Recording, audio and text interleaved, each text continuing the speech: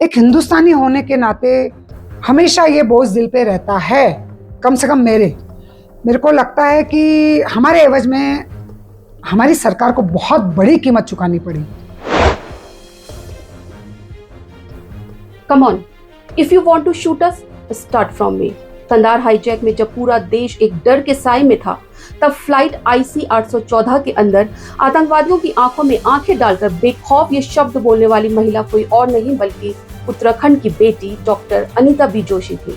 जी हाँ, कंधार हाईजैक में doctor Anita B Joshi इकलौती ऐसी पैसेंजर थी जिनकी तलाश में अमेरिका की सबसे जानी मानी खुफिया एजेंसी FBI तक के लोग नैनीताल पहुंच गए थे। और तब डॉक्टर अनीता बी जोशी ने निडरता के साथ हर सवाल का जवाब दिया था। वो आए थे, उन्होंने ठीक है अपनी तरफ से उन्होंने समझाने की कोशिश की, जो भी कर सकते थे, जो मेरे को पता था वो मैंने उनको बता दिया। भाई हमारी ड्यूटी बनती है, मेरा तो एक ही कहना है कि हमारी ड्यूटी बनती है कि अगर हम कुछ जानते हैं राष्ट्र हित में या राष्ट्रीय सुरक्षा के लिए तो हमने वो आगे आना चाहिए। वो अपना काम करने आए थे। हम तो एक इनोसेंट सिविलियन, हमने कुछ किया ही नहीं, तो हम डरने वाली कोई बात नहीं थी। लगभग 25 साल पहले 1999 में काठमांडू से दिल्ली आ रहे प्लेन को आतंकवादियों ने हाईजैक कर लिया था, जो कंधार हाईजैक के नाम से जाना जाता है। कंधार विमान हाईजैक को इस साल 24 दिसंबर में पूरे 25 साल होने वाले हैं। इससे पहले ही कंधार हाईजैक एक बार फिर से चर्चाओं में है, क्योंकि इस घटना को लेकर हाल ही में एक web series IC 814 the Kandahar hijack Netflix पर रिलीज हुई है। इस वेब सीरीज में कंधार हाईजैकर्स के नाम को लेकर विवाद खड़ा हो गया है। साथ ही इस सीरीज में बहुत सारे तथ्य छुपाए जाने का भी आरोप लगाया जा रहा है। मैम, जो अभी हाल ही में वेब सीरीज आई है उसमें ये भी दिखाया गया है कि आतंकवादियों ने पैसेंजर से कहा था कि आपकी भारत सरकार जो है वो बात ही नहीं कर रही है। इसमें कितनी सच्चाई है? क्या आपको लगता है कि वाकई में कुछ दिन तक बात ही नहीं की सरकार ने? नहीं, वो सिर्फ हम पे प्रेशर बिल्ड करने और हमको हमारी कंट्री के अगेंस्ट मोटिवेट कर रहे थे, ऐसा मेरे को लगता है। मैम, इसमें कहा जा रहा है कि जो आतंकवादी थे उनके नाम भोला शंकर, डॉक्टर बर्गर दिखाए गए हैं। तो आप उस वक्त मौजूद थे प्लेन में, क्या ये सच बात है?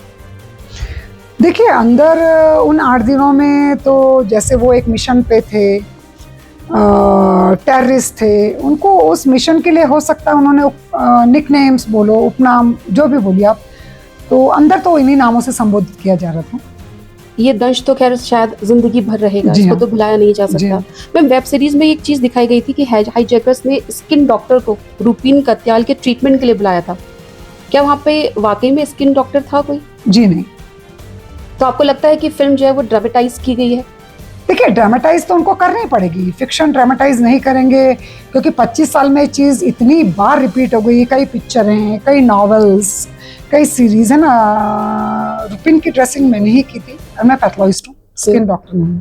उस वक्त आप प्लेन में मौजूद थी और आंखों में आंखें डालकर आतंकवादियों से बात करने का जो जज्बा था, जो हौसला था, वो आप में था। तो ये शुरुआत कैसे हुई थी? क्योंकि बाकी सारे जो पैसेंजर्स थे उनको तो हेड डाउन करा दिया गया था। देखिए, हेड डाउन सारी लेडीज को कराया गया था, कि आप हेड डाउन लेडीज को कराया गया था। जेंट्स को ब्लाइंड फोल्ड और हाथ पीछे बांधे गए थे। जैसे ही सर नीचे किया तो मैं पूरे फ्लैशबैक में साल भर पहले मेरे हस्बैंड का जाना, फिर बच्चे की शक्ल कि फिर मैं ऊपर वाले से मन ही मन में लड़ रही थी कि भगवान तो इतना निष्ठुर कैसे हो सकता है। साल भर पहले उसके फादर चले गए, आज मैं भी चली जाऊंगी तो कैसे होगा इस बच्चे का। तो ये सब कश्मकश मेरे मन में चल रही थी, मतलब फ्रैक्शन ऑफ सेकंड्स में जैसे रील चलती है। तो अचानक मैंने हाथ ऊपर किया। जैसे ही मैंने हाथ ऊपर किया तो उनमें से एक बंदा दौड़ते हुए आया कि हाँ मैम, क्या हुआ? तो मैंने कहा कि मेरे को पेट दर्द है, मेरे को टॉयलेट जाने दीजिए। तो वो भागते हुए फिर आगे गया और एक टैबलेट और एक पानी की बोतल दौड़ते हुए लाया और उसने मेरे को कहा ये लीजिए। जैसे ही उसने मेरे हाथ में वो टैबलेट रखी तो मैंने उसको छूटते कहा, मैंने कहा बेवकूफ़, कोई पेट दर्द में पैरासिटामोल खाता है? उसने मेरे को आउटराइट पूछा, आपको कैसे पता? मैंने कहा मैं एक डॉक्टर हूँ। उसने तुरंत कहा टॉयलेट जा सकती हूँ। तो उन्होंने वो चीज़ पकड़ ली, उन्होंने नब्ज पकड़ ली कि भाई ये तो डॉक्टर है। तो जैसे ही उनको पता चला कि आप डॉक्टर हैं तो क्या कुछ बिहेव में चेंजेस आए? नहीं, जैसा बाकियों के साथ था वैसा ही, ऐसा कुछ नहीं। 25 साल पहले 24 दिसंबर 1999 की शाम 4:30 बजे काठमांडू के त्रिभुवन एयरपोर्ट से इंडियन एयरलाइंस का विमान IC 814 नई दिल्ली के लिए उड़ान भरता है। IC-814 4:37 पर जैसे ही भारतीय सीमा में एंट्री करता है तभी अंदर बैठे 5 नकाबपोश आतंकी खड़े होकर विमान हाईजैक करने का ऐलान करते हैं। Good evening, this is your captain speaking. I regret to inform you कि ये प्लेन हाईजैक हो चुका है। जिसके बाद एक आतंकी कॉकपिट में घुसता है और पायलट से विमान को लखनऊ की जगह पाकिस्तान ले जाने के लिए कहता है। उस वक्त विमान में 176 यात्रियों के अलावा पायलट समेत क्रू के 15 लोग सवार थे। शाम 6 बजे विमान अमृतसर में थोड़ी देर के लिए रुकता है और फिर लाहौर के लिए रवाना हो जाता है।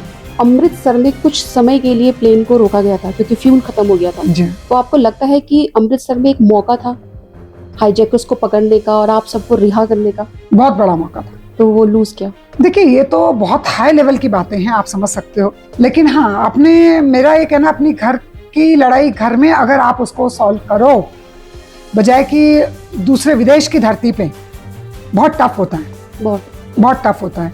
तो यहाँ पे अगर ओवर पावर कर जाते हैं, हम रिलीज होते नहीं होते, कमांडो बाकी कंट्रीज में भी देखिए, आप देखिए कि इमीडिएट एक्शन होता है। कमांडोज तो वहाँ पे तैनात थे, जी हाँ। उनको ऑर्डर नहीं मिले। जी हाँ, जो भी रहा, मतलब कहाँ पे सिस्टम में कहाँ पे देरी हुई है ना, कि आप हम तो सामान्य नागरिक है तो आप हम नहीं समझ सकते इस चीज़ को, लेकिन कहीं तो कोई चीज़ मिस कर गई होगी।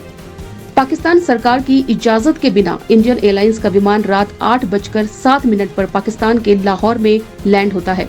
चूंकि विमान में फ्यूल कम था, इसलिए हाईजैकर्स फ्यूल भरवाने के लिए विमान को लाहौर से दुबई लेकर जाते हैं।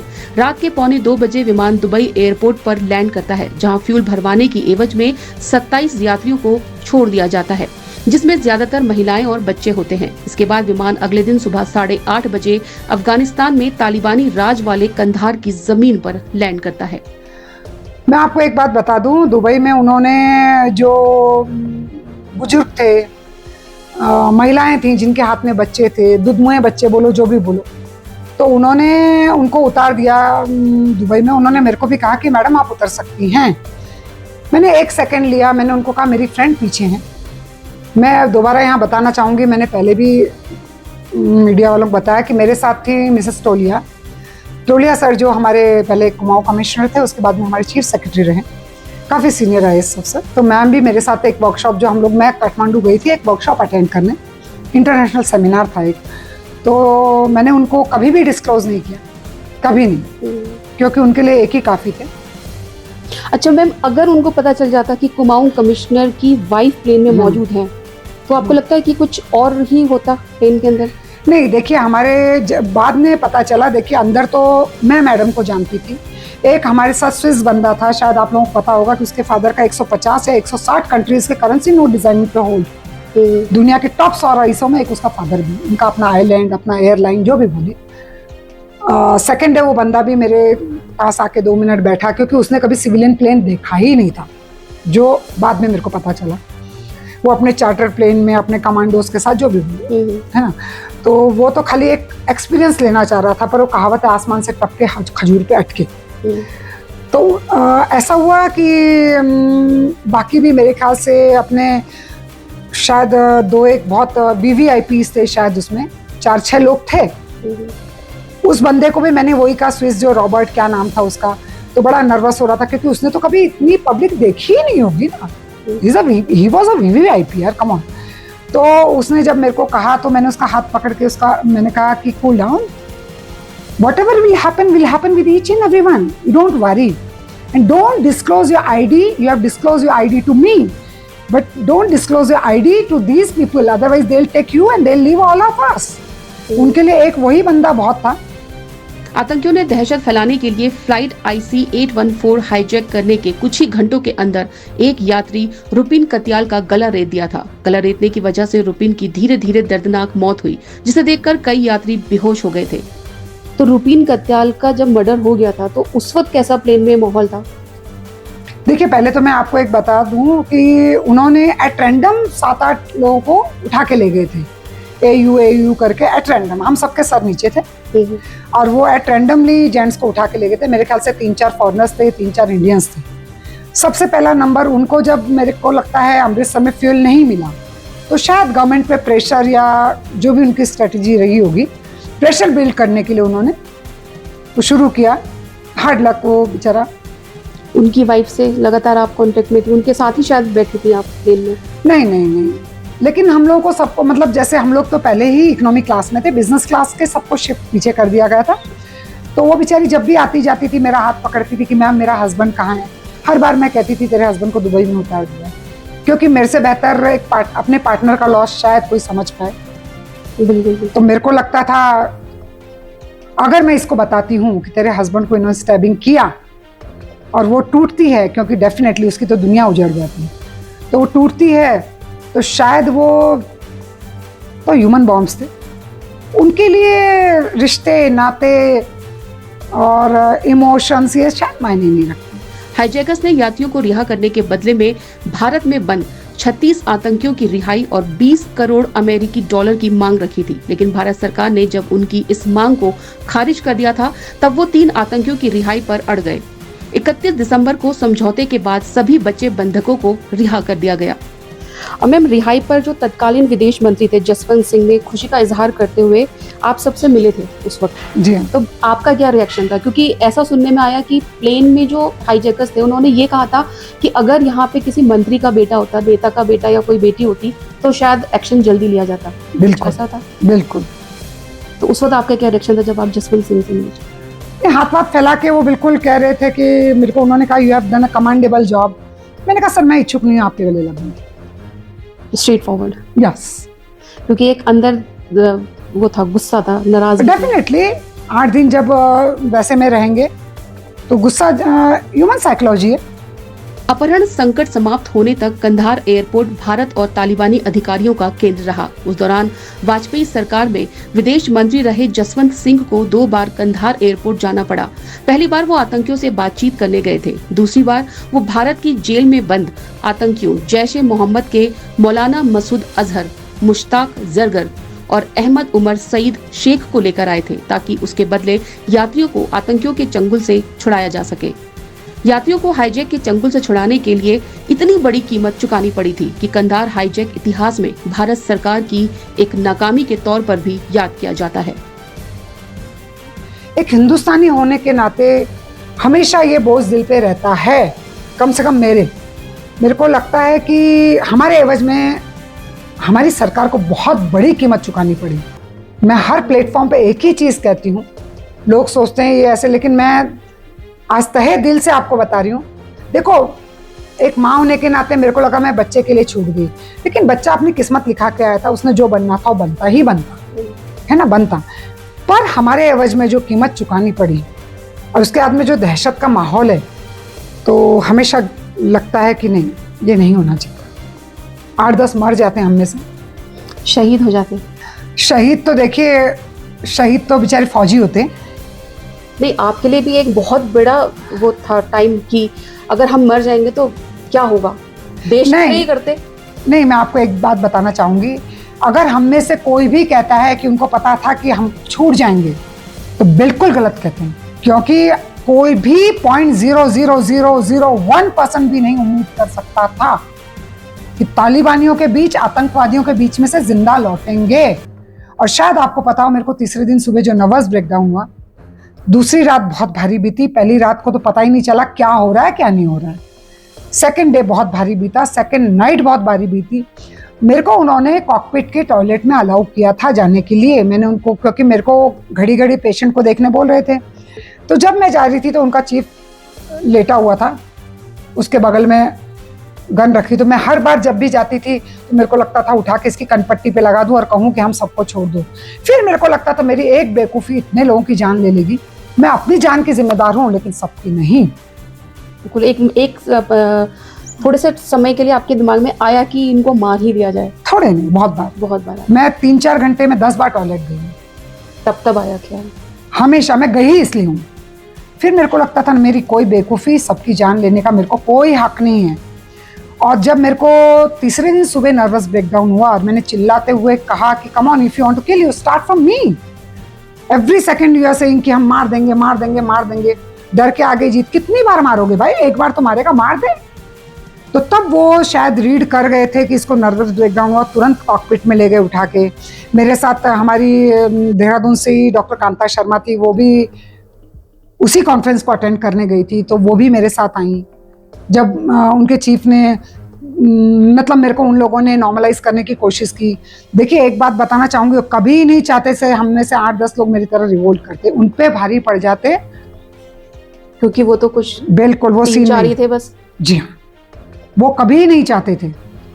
वो कहा जाता ना कि सामने वाले को कमजोरी पकड़ के और प्यार मोहब्बत से पुचकार के दहशत के माहौल में आप नहीं रख सकते हो। तो उन्होंने मेरे को नॉर्मलाइज किया, मेरे पैर मले, पानी दिया। फिर उनके चीफ ने कहा मोहतरमा आपको पता आप कहाँ हो, बाहर नजर दौड़े, क्योंकि पीछे की सारी विंडो सील थी सारी। जैसे ही मैंने अपनी लेफ्ट वाली विंडो से बाहर देखा तो मेरी रूह कांप गई। 6-6, 6.5 फीट के सब तालिबानीज। तो मैंने चिल्लाते हुए कहा क्या हम तालिबानियों के बीच हैं? तो उसने हंस के कहा आपको कैसे पता? मैंने कहा मैगजीन्स में देखा है, मूवीज़ में देखा है, बाकी मेरे को क्या पता। कहने लगा बिल्कुल। एंड मेरे ख्याल से वो मोमेंट था जब मेरे को पता चला कि हम कंधार में, उसके बाद शायद बाकी को पता चला होगा। जैसे ही मैं पीछे लौटी 10-15 मिनट बाद, मैंने कहा प्लीज़ मेरे को हमारे अपनों के बीच जाने दीजिए, क्योंकि आप समझ सकती हैं मेरी साइकोलॉजी। तो डॉक्टर कांता शर्मा मेरे को लेके, जैसे ही मैं पीछे, आप यकीन नहीं मानोगी, जेंट्स और लिटरली रो रहे थे कि मैम अगर आपको कुछ हो जाएगा तो हमारा कौन, कि डूबते को तिनके का सहारा। तो उसके बाद में वो लोग बहुत सॉफ्ट हो गए थे, क्योंकि वो समझ गए थे कि ये लेडी को नर्वस ब्रेकडाउन अगर 2-4 और उड़ गए, उनको संभालना भारी पड़ा। कंधार हाईजैक की इस घटना ने पूरे भारत को हिलाकर रख दिया था। इसे लेकर भारत में विरोध प्रदर्शन तक हुए थे। भारत में उस समय एनडीए की सरकार थी और अटल बिहारी वाजपेयी प्रधानमंत्री थे। कंधार हाईजैक एनडीए सरकार की सबसे बड़ी नाकामी के रूप में देखा जाता है, क्योंकि सवाल उठे थे कि क्या कंधार हाईजैक का अंत किसी और तरीके से भी हो सकता था? क्या राष्ट्र के रूप में भारत सरकार के पास आतंकवाद का सामना करने की हिम्मत नहीं थी? नए साल के दिन आतंकवादियों की मांग के आगे झुकने के कारण सरकार को इन आलोचनाओं का सामना करना पड़ा था। तब से इस आत्मसमर्पण को एनडीए के खिलाफ माना गया और जसवंत सिंह को इस पूरी घटना में विलेन के रूप में चित्रित किया गया है। आवाज इंडिया के लिए नैनीताल से कंचन वर्मा।